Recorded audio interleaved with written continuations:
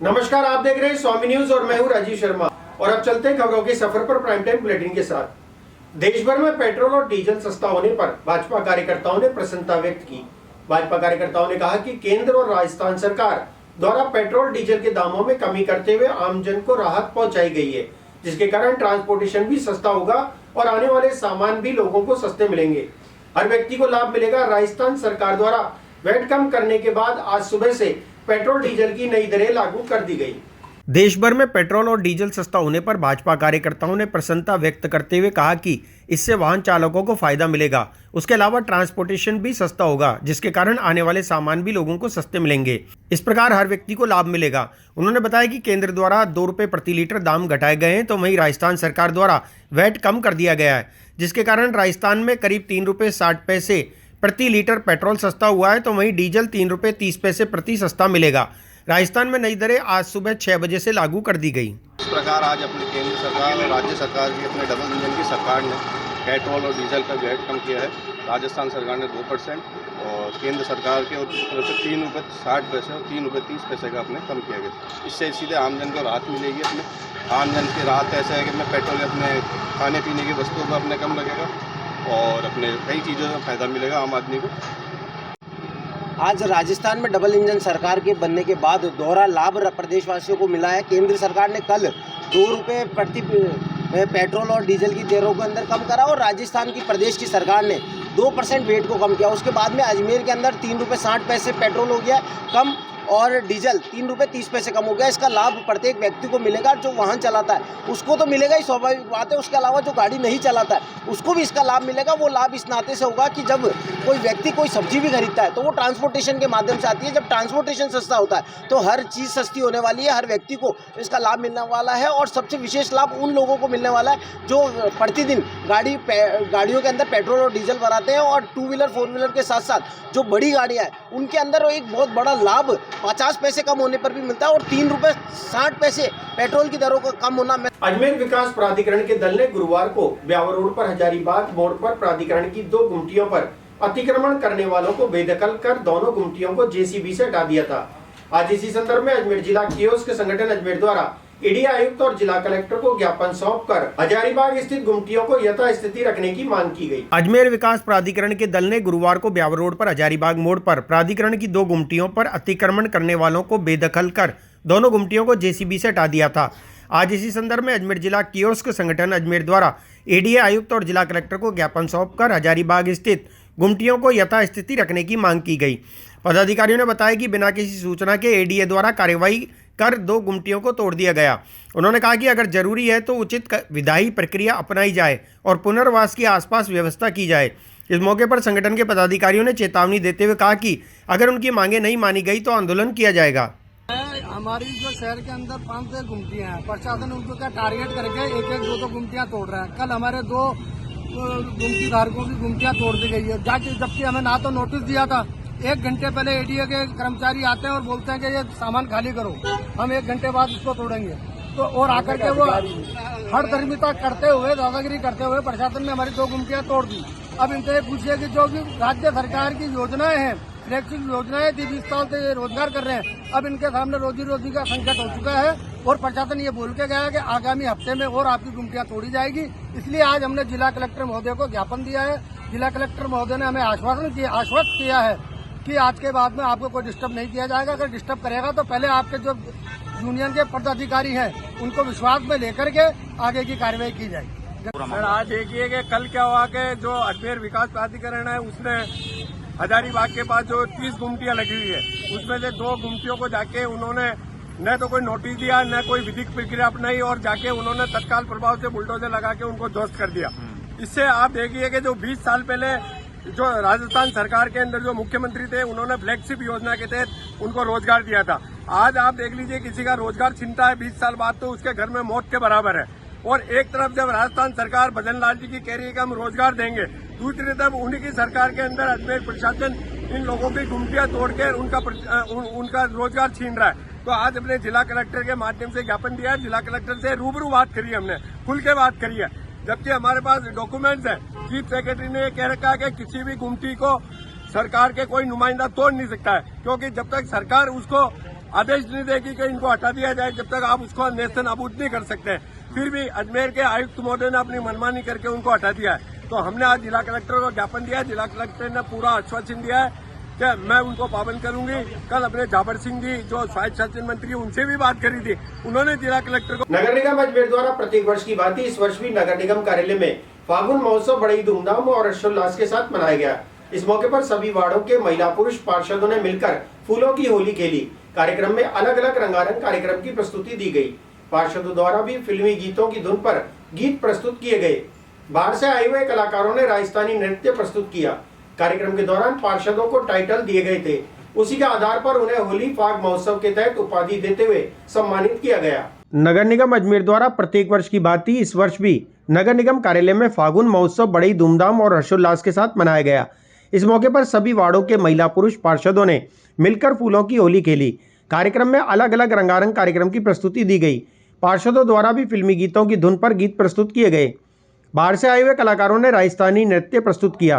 कार्यक्रम के दौरान पार्षदों को टाइटल दिए गए थे। उसी के आधार पर उन्हें होली फाग महोत्सव के तहत उपाधि देते हुए सम्मानित किया गया। कार्यक्रम का नाम शुभंकर रखा गया। इस मौके पर महापौर की फोटो लगाकर टाइटल में लिखा गया, नगर निगम का खजाना कभी खाली नहीं होता। कार्यक्रम के दौरान अजमेर की साफ सफाई व्यवस्था और अन्य व्यवस्थाओं पर व्यंग्यात्मक नाटक का मंचन किया गया। साथ ही आना सागर में लगातार बढ़ती जा रही जलकुंभी पर भी कटाक्ष करते हुए पार्षदों को उनके नाम के साथ जलकुंभी का टाइटल दिया गया। इस अवसर पर हास्य नाटिका भी प्रस्तुत की गई, जिसका सभी उपस्थित सैकड़ों लोगों द्वारा आनंद उठाया गया। फागुन का महीना है, होली का त्योहार सामने है। हर वर्ष की भांति नगर निगम अजमेर फिर अपने फागुन महोत्सव की मस्ती को यहाँ पर लूट रहा है। निश्चित रूप से नगर निगम द्वारा जो विभिन्न सांस्कृतिक रंगारंग कार्यक्रम किए जाते हैं, उसके अंतर्गत ये फागुन महोत्सव भी हर वर्ष हमारे द्वारा मनाया जाता है। इस वर्ष भी फागुन महोत्सव में हमने हमारे शुभंकर को स्थापित किया है।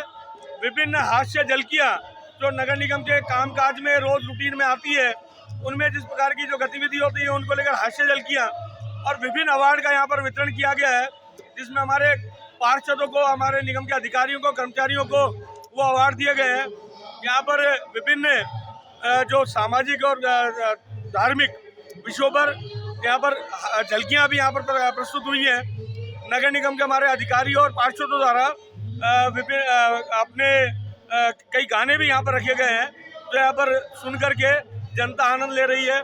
मेरा इस फागुन महोत्सव को लेकर के इतना ही कहना है, हर वर्ष की तरह मनाए जाने वाला ये फागुन महोत्सव नगर निगम के साल भर के कामकाज के बाद एक मस्ती का स्वरूप लेकर के आता है। और इस मस्ती को जो मस्तानों की टोली है नगर निगम के अधिकारियों की, पार्षदों की, वो उसका आनंद लेती है। जनता आने विभिन्न जो झलकियां हैं उनका आनंद ले रही है। बिल्कुल, शुभंकर मैंने बताया कि हमारा शुभंकर हमने रखा है कि नगर निगम का खजाना कभी खाली नहीं होता है। हमारी मेयर साहब ये कह रही हैं, और वो खजाना जलकुंभी के रूप में है कि आना सागर की में जलकुंभी भरी पड़ी है। खेल के मैदान जैसा आना सागर दिख रहा है, और वो जलकुंभी देन तो है स्मार्ट सिटी की, जिला के विभिन्न जो सामाजिक जो विभिन्न जो सरकारी संगठन है उनकी, लेकिन उसकी जिम्मेदारी साफ करने की जिम्मेदारी नगर निगम की है, जिसको लगातार। अजमेर दक्षिण विधायक अनीता बघेल ने प्रेस वार्ता आयोजित कर राजस्थान सरकार द्वारा कम समय में किए गए अनेक कार्यों के बारे में जानकारी दी।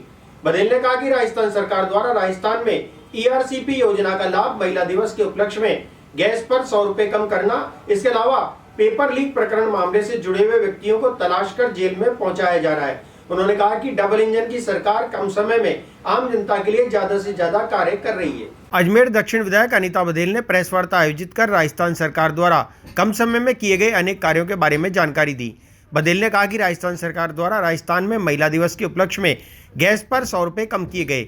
इसके अलावा पेपर लीक प्रकरण मामले से जुड़े हुए व्यक्तियों को तलाश कर जेल में पहुंचाया जा रहा है। बघेल ने कहा कि राजस्थान सरकार द्वारा वैट में कटौती कर पेट्रोल डीजल के दाम कम करते हुए आम जनता को राहत पहुंचाई गई है।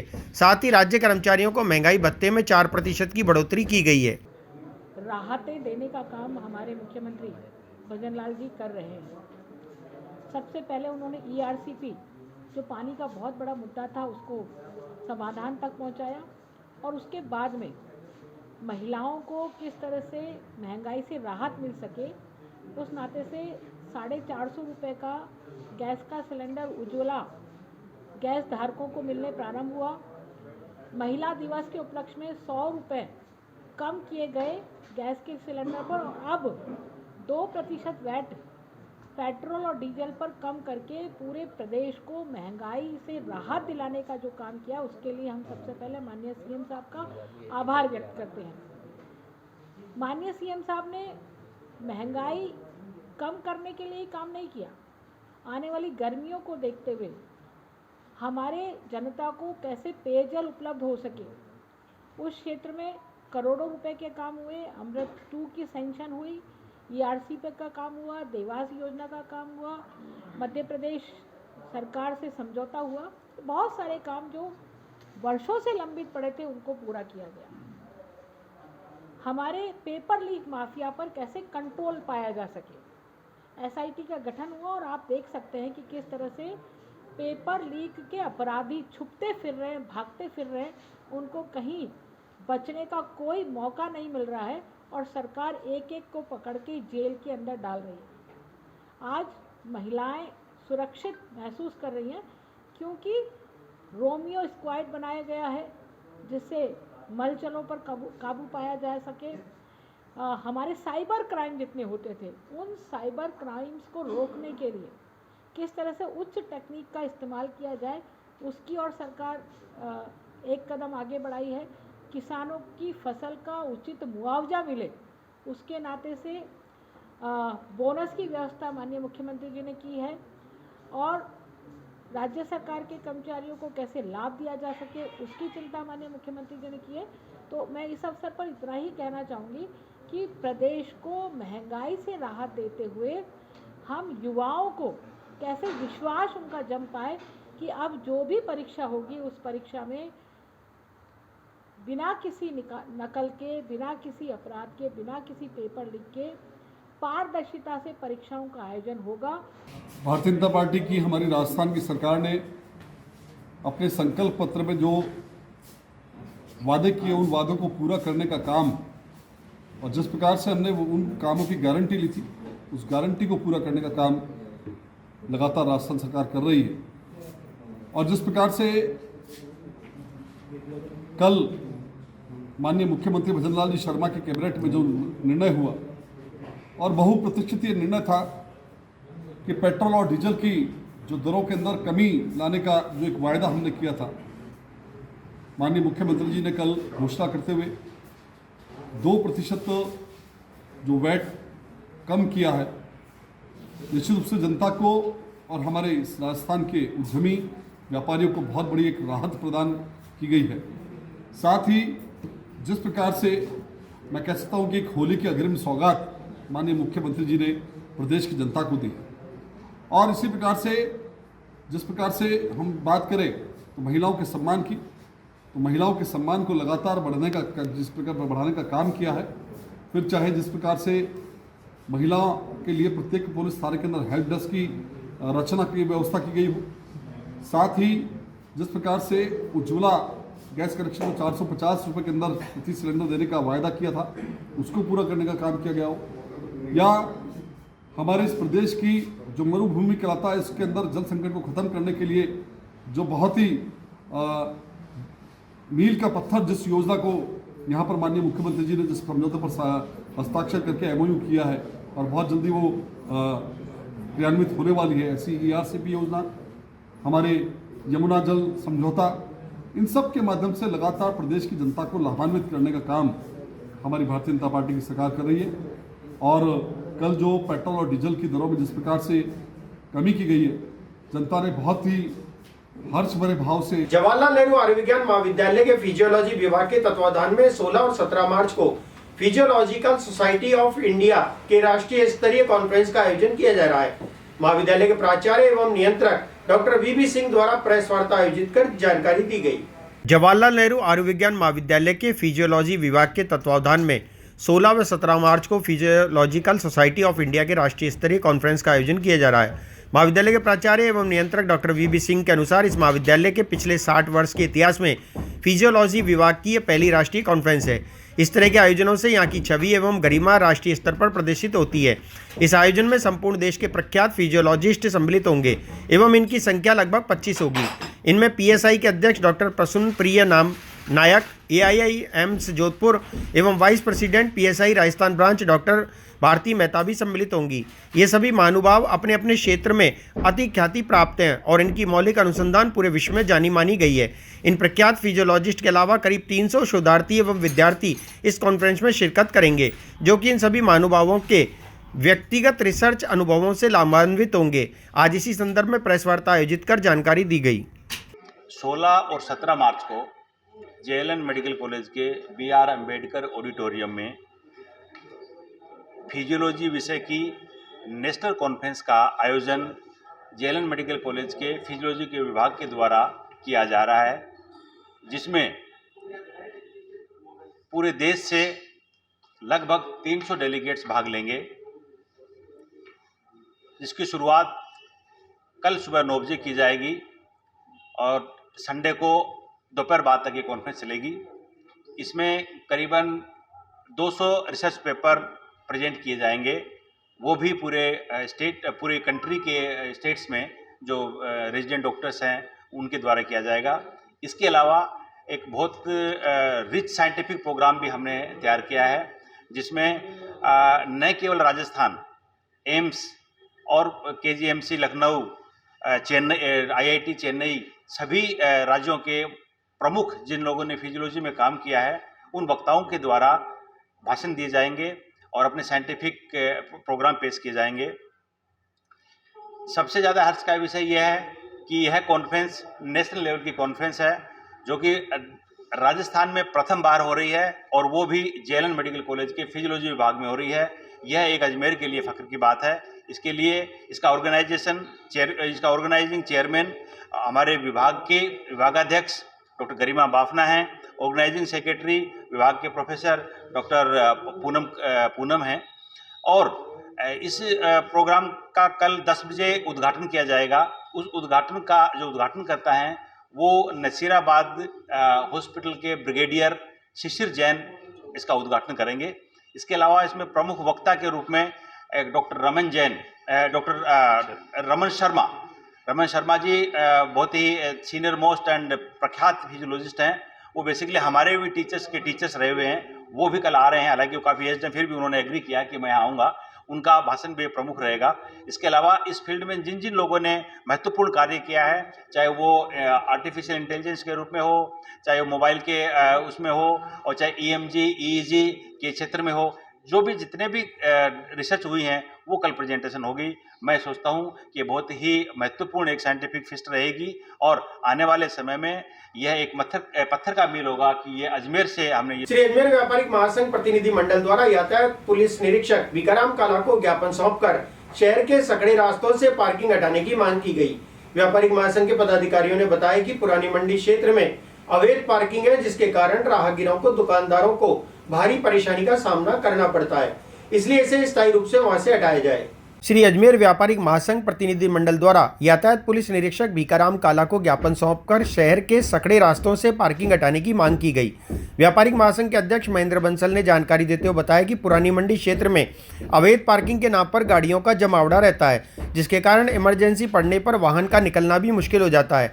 उन्होंने कहा कि इस संबंध में नगर निगम और यातायात विभाग को भी अवगत कराया गया, लेकिन यातायात विभाग की टीम के जाने के बाद वापस से वही स्थिति उत्पन्न हो जाती है। इस संबंध में व्यापारिक संघ के पदाधिकारियों ने समस्या के स्थायी समाधान की मांग की। आज अजमेर शहर के व्यापारी गण व्यापार मंडल के अलग अलग जगहों के अध्यक्ष महोदय पधारे हैं, उनके पदाधिकारी भी यहाँ TA ऑफिस में पधारे हैं। उनसे शहर में जो यातायात से संबंधित जो समस्याएं हैं उन्होंने समस्याएं बताई और हम सब साथ में मिलकर के उन समस्याओं का समाधान करें।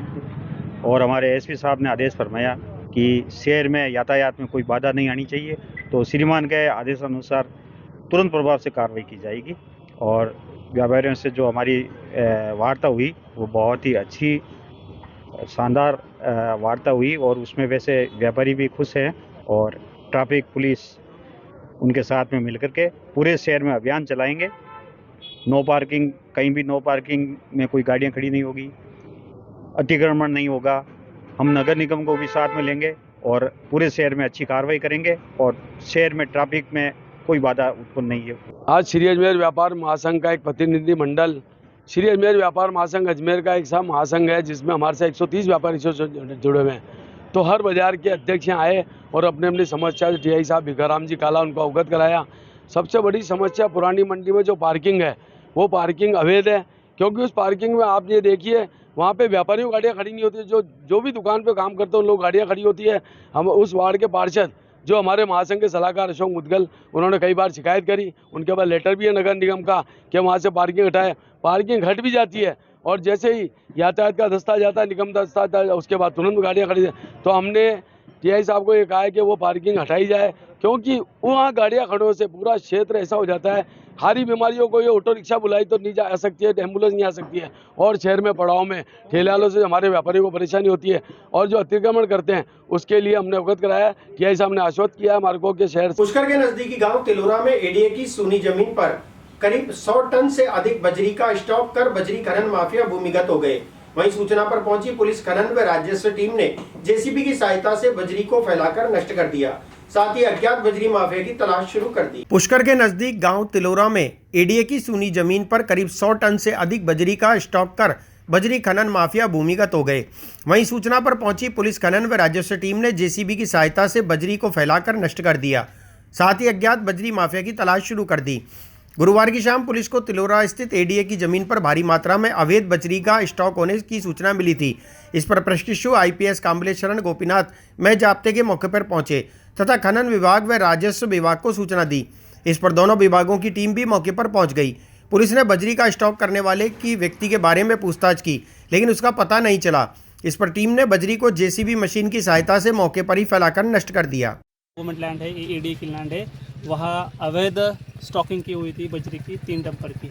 और उसके बाद फिर हमने माइनिंग डिपार्टमेंट को बुलाया, पटवारी विभाग को बुलाया और फिर पुलिस और इन तीनों ने मिलके फिर यहाँ जो बजरी थी उसका डिस्पोजल किया है। और जो बजरी थी उसको ऐसे तरीके से डिस्ट्रॉय किया है कि ताकि फिर वो रिकवर ना करे और मिनरल का लॉस ना हो। ठीक है सर, इसमें कुछ सामने आया कौन ये बजरी लेके आया था? अभी तो ये बिकॉज ये गवर्नमेंट लैंड है तो अभी तो उसका किसी ने क्लेम नहीं लिया है। हमने पूछने की कोशिश की बट कोई आगे नहीं आया कि जिसका वो स्टॉक था। तो अभी तो हमने उसको डिस्ट्रॉय की है और वो किसकी थी वो हम उसमें भी जुटे हुए हैं। यहाँ पर आए थे आईपीएस साहब के सूचना पर, यहाँ पर ये स्टॉक किया हुआ था, लगभग 50 से 100 टन बजरी थी। ये सरकारी रूम में थी, तो ये किसने की है और किसकी है ये इसका तो मौके पर पता नहीं लगा, तो हमने इसको खुर्द-बुर्द कर दिया मौके पर। नहीं ऐसा नहीं है, विभाग की तरफ से निरंतर कार्रवाई चल रही है और अभी प्रायोरिटी से इलीगल जो कैंपेनिंग भी चली है पिछले महीने गवर्नमेंट की तरफ से, उसके बाद भी निरंतर जो इलीगल एक्टिविटी के अगेंस्ट जो भी। अजमेर के ज्ञान विहार कॉलोनी गेट के बाहर राधा रानी मंडल द्वारा भव्य स्तर पर बाबा श्याम के भजनों का आयोजन किया गया। इस कार्यक्रम में विशेष रूप से अहमदाबाद से प्रस्तुति देने आए नंदू जी महाराज द्वारा एक से बढ़कर एक भजनों की प्रस्तुति दी गई। इस पर उपस्थित हजारों की संख्या में श्रद्धालु आंख बंद कर भगवान के भजनों पर झूमते नजर आए। अजमेर के ज्ञान विहार कॉलोनी गेट के बाहर राधा रानी मंडल द्वारा भव्य स्तर पर बाबा श्याम के भजनों का आयोजन किया गया। इस कार्यक्रम में विशेष रूप से अहमदाबाद से प्रस्तुति देने आए नंदू जी महाराज द्वारा एक से बढ़कर एक भजनों की प्रस्तुति दी गई। इस मौके पर उपस्थित हजारों की संख्या में श्रद्धालु आंखें बंद कर भगवान के भजनों पर झूमते नजर आए। इस अवसर पर अन्य कलाकारों द्वारा भी बाबा श्याम के भजनों की सुंदर प्रस्तुति दी गई। नंदू जी महाराज द्वारा 37 साल पुराना भजन कीर्तन किए रात बाबा आज ताने आनो है जैसे ही गाया गया, वैसे हजारों श्रद्धालु इस भजन पर भाव विभोर होकर झूमते नाचते नजर आए। इस मौके पर नंदू जी महाराज ने कहा कि वे भजन गाने का किसी भी प्रकार का शुल्क नहीं लेते हैं और बाबा श्याम के प्रति उनकी सच्ची श्रद्धा भावना है। इसी के तहत वे इस कार्यक्रम का किसी भी प्रकार से चार्ज नहीं लेते। अजमेर कई बार आ चुका, मैं कई बार आया हूँ और 2001 में तो जो गुणगान यात्रा बाबा के लिए की गई थी, 38,000 किलोमीटर की यात्रा की थी 2000 से लेके 2001 तक। उसमें भी ब्यावर भी आया, किशनगढ़ भी आया, अजमेर भी आया, भीलवाड़ा भी आया, नरसिंहाबाद की कौन सा विजय क्या है वो, सब जगह आया। लेकिन अजमेर कई बार आया हूँ मैं। हाँ, इस बार 12 साल बाद आया हूँ। क्या कहेंगे शाम प्रेमियों के लिए क्या संदेश देना चाहते हैं? नहीं, ये तो बाबा के बिल्कुल करीब है।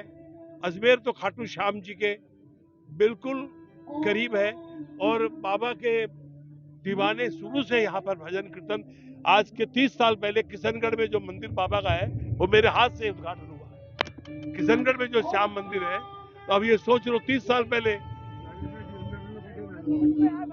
तो अजमेर श्याम रंग में रंगा हुआ है। देखो, ये बात तो बोलनी चाहिए आप लोगों को, पत्रकारों को, चाहे इलेक्ट्रॉनिक मीडिया हो या प्रिंट मीडिया हो। मुझे 42 साल हो गए, मैंने 42 साल में कोई कुछ बोला नहीं, लेकिन वहां पर हिंदू महासभा ने कार्यक्रम किया था जिसमें 10-11 पत्रकार थे, 5-6 इलेक्ट्रॉनिक थे। वो कुछ प्रश्न ऐसे कर दिए तो मेरी जो पीड़ा है वो छलक के बाहर आ गई। अब ये देखो, तुम कितनी देर से हो यहाँ पर? कितनी देर से हो? मैंने जितनी देर गाया कैसा लगा? एंड 0 मतलब समझा? नहीं समझा? तुम्हारा प्यार है ना तो अरबों के बराबर है। आनंद तो क्या पैसे से ही आनंद आता है? अब मैं क्या बोलूं? तो ये जो चीज है जो लोग नहीं जान रहे हैं उनके लिए क्या कहा जाए? तो मैंने जो कहा है सिर्फ प्रवाहकों के लिए नहीं कहा, आयोजकों के लिए कहा। आयोजक को भी ये सोचना चाहिए कि जो पैसा बचे उसको और बहुत से काम है, गौशाला में दो, दिव्यांगों में लगाओ, विधवा आश्रम में उसमें लगाओ, वृद्ध आश्रम में उसमें लगाओ, गरीब बच्चों को पढ़ाओ, एक ऐसा ट्रस्ट बनाओ उसमें पढ़ाओ। सर्वप्रथम मैं सभी अजमेर वासियों को इतने प्यारे और सुंदर आयोजन के लिए बधाई देती हूँ और धन्यवाद देती हूँ। ये सभी का प्यार है जो हमेशा हमारे मंडल को मिलता है। इतना सुंदर दृश्य कि आंखों से और शब्दों से बिल्कुल बयां नहीं किया जा सकता। यहाँ पर नंदू जी, नंदकिशोर जी शर्मा अहमदाबाद के, जो आपको पता है कि जिन्होंने भजनों की इतनी सुंदर गंगा बहाई कि हर व्यक्ति यहाँ भावुक है। हर व्यक्ति समझ लो इस भाव से इतना जुड़ा है कि कोई उठना नहीं चाहता, कोई उन्हें जाने नहीं देना चाहता। और उन्होंने इतना प्यार, इतना विश्वास अजमेर की जनता को दिया, अपनी बेटियों को दिया और बेटियों को सराहा। उसके लिए मैं नंदू जी का बहुत बहुत धन्यवाद करती हूँ, गुरुदेव का। सहादी अनिल रजनीश जी हरियाणा से, हमारे बीच आए स्थानीय कलाकार मेरे छोटे भाई जॉन अजमेरी जी और विमल गर्ग भाई। शहर में चोर लगातार बेखौफ होकर चोरी की वारदात को अंजाम दे रहे हैं। जेपी नगर में सूने पड़े मकान को चोरों ने निशाना बनाते हुए मकान में रखी अलमारी का ताला तोड़कर सोने चांदी के लाखों रुपए के जेवर चुरा लिए। सूचना मिलने पर मकान मालिक के बेटे ने अज्ञात चोरों के खिलाफ अलवरगेट थाने में मुकदमा दर्ज कराया।